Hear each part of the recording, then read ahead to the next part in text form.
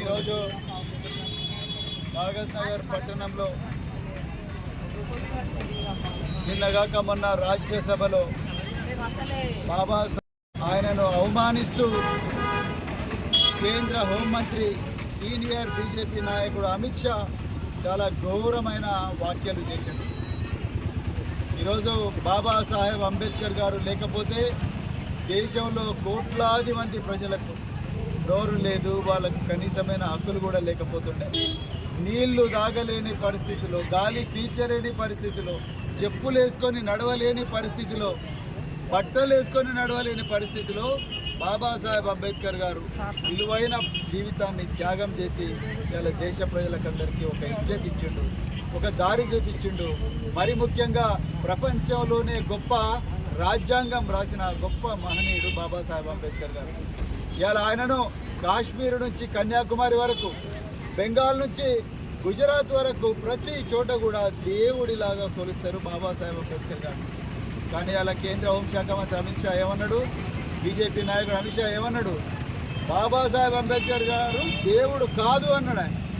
అమిత్ షా నీ కళ్ళు నెత్తికెక్కినాయి, కండ కావరంతో మాట్లాడుతున్నావు బిడ్డ, నువ్వు గుర్తుపెట్టుకో, ఏది కూడా పర్మనెంట్ కాదు. ఇవాళ మీరు అధికారంలో ఉండొచ్చు కాక రేపు ఇంకొక పార్టీ అధికారంలోకి వస్తుంది. 10 సంవత్సరాల అధికారంలో ఉండగానే సిబిఐ, ఈడీ ఇంకా పోలీసు సంస్థలన్నీ కూడా నీ చేతిలో ఉండగానే మరి నువ్వు ఇలా పెద్ద పకర్తో మాట్లాడుతున్నావు. నేను మళ్ళీ చెప్తున్నాం, బాబాసాహెబ్ అంబేద్కర్ గారు మా అందరి దేవుడు. ఈ దేశంలో ఎస్సీ, ఎస్టీ, బీసీ మైనారిటీలందరూ ప్రజల దేవుడు, మరి ముఖ్యంగా మహిళలందరూ కూడా దేవుడు బాబాసాహెబ్ అంబేద్కర్. నువ్వు ఏమన్నావు, స్వర్గం, మీరు బాబాసాహెబ్ అంబేద్కర్ పేరు బదులు ఏ దేవుని పేరు తీసుకున్నా స్వర్గం పోయేటోళ్ళనన్నావు రాజ్యసభలో. నేను మళ్ళీ చెప్తున్నా, స్వర్గం ఉందో లేదో ఎవరికి తెలియదు, కానీ ఇలా బాబాసాహెబ్ అంబేద్కర్ గారు రాజ్యాంగం రాసి ఈ దేశంలో పేద ప్రజలకు, నోరు లేని ప్రజలకు, కూడు లేని ప్రజలకు ఒక స్వర్గాన్ని ఇచ్చిండు బాబాసాహెబ్ అంబేద్కర్. భూతల స్వర్గాన్ని ఇచ్చిండు బాబాసాహెబ్ అంబేద్కర్ గారు. అంత గొప్ప మానవుని పట్టుకొని నువ్వు గండ కావరంతో కళ్ళు నెత్తికెక్కి చాలా ఘోరంగా విమర్శించినావు. టీఆర్ఎస్ పార్టీ పూర్తిగా ఖండిస్తున్నది. మళ్ళీ చెప్తున్నాం, ఇప్పటి నుంచి నువ్వు అర్జెంటుగా ముక్కు నేలకు రాయాలి. అదే బాబాసాహెబ్ అంబేద్కర్ విగ్రహం దగ్గర పోయి ముక్కు నేలకు రాయాలి. మీ బీజేపీ అధికారంలో వచ్చినప్పటి నుంచి ఈ బాబాసాహెబ్ అంబేద్కర్ పేరు ఎత్తిన వాళ్ళందరినీ కూడా సతాయించిండ్రు మీరు. ఆయన రాసిన రాజ్యాంగాన్ని రద్దు చేస్తామన్నారు. మళ్ళీ ఆయన ఏ మనుస్మృతిని అయితే తగలబెట్టిండ్రో అదే మనుస్మృతిని మీరు మళ్ళీ అమల్లోకి తీసుకొస్తామంటున్నారు.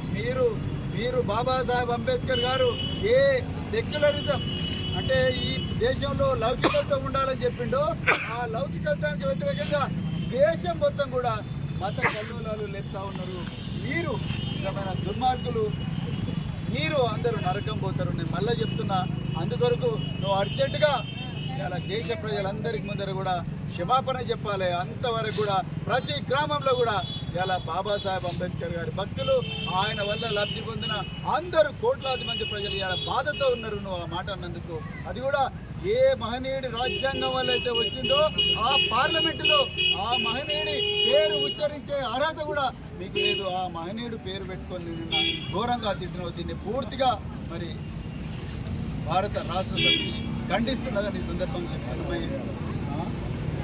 అదేవిధంగా అమిత్ షా నువ్వు రాజీనామా చేయాలి అర్జెంటుగా, లేకపోతే నీలాంటి వాళ్ళు కేంద్ర హోంమంత్రిగా ఉంటే ఈ దేశానికే ప్రమాదం, ఈ రాజ్యాంగానికి ప్రమాదం. పోయినసారి కూడా ఎలక్షన్లప్పుడు నువ్వు అదే మాట అన్నావు. రాజ్యాంగాన్ని మీరు తీసేస్తుంటే ఆ రోజందరూ దేశ ప్రజలందరూ ఒక్కటై మీ సీట్లన్నీ కూడా తగ్గించి మిమ్మల్ని ఓడగొట్టిన ఆయన కూడా మీకు బుద్ధి రాలేదు. మళ్ళీ చెప్తున్నాం, ఇంకొకసారి ఈ మాట అంటే మాత్రం ఊరుకునేది లేదు. నువ్వు అర్జెంటుగా నీ పదవికి రాజీనామా చేయాలి. దేశ ప్రజలందరూ కూడా క్షమాపణ చెప్పాలి. బీజేపీ నాయకులు కూడా గుర్తుపెట్టుకోవాలి. అదేవిధంగా మరి మందకృష్ణ గారు మరి ఆయన బీజేపీ కోసం చాలా ఎన్నికల్లో ప్రచారం చేసిన మందకృష్ణ గారికి కూడా చెప్తా ఉన్నా, మీరు మరి అమిత్ షా అంబేద్కర్ గారిని ఎవరైతే అవమానించిండ్రో అమిత్ షా వైపు ఉంటారా లేకపోతే మరి రాజ్యాంగం వైపు ఉంటారా ఒక్కసారి ఆలోచించండి అని చెప్పేసి కూడా మందకృష్ణ గారిని కోరుకుంటున్నాను. आज मैं सभी लोगों को यही याद दिलाना चाहता हूँ, पिछले दिन परसों जो राज्यसभा में केंद्र होम मंत्री अमित शाह जी ने बीजेपी का लीडर बाबा साहेब अम्बेडकर को अपमान किया। बाबा साहेब अम्बेडकर को बहुत बुरी बातों से अपमान किया, वो पूरा हम खंडन करते हैं। आने वाले दिनों में बीजेपी को और अमित शाह को बहुत बड़ा सबक सिखाएंगे तेलंगाना वाले, न केवल तेलंगाना वाले पूरा देश वाले। बाबा साहेब अम्बेडकर के जितने भी भक्त हैं, संविधान के जितने भी बेनिफिशियरीज हैं, सब लोग एक बड़ा बहुत सबक सिखाना बीजेपी को बोलते हुए फिर एक बार जय भीम, जय तेलंगाना, अमित शाह,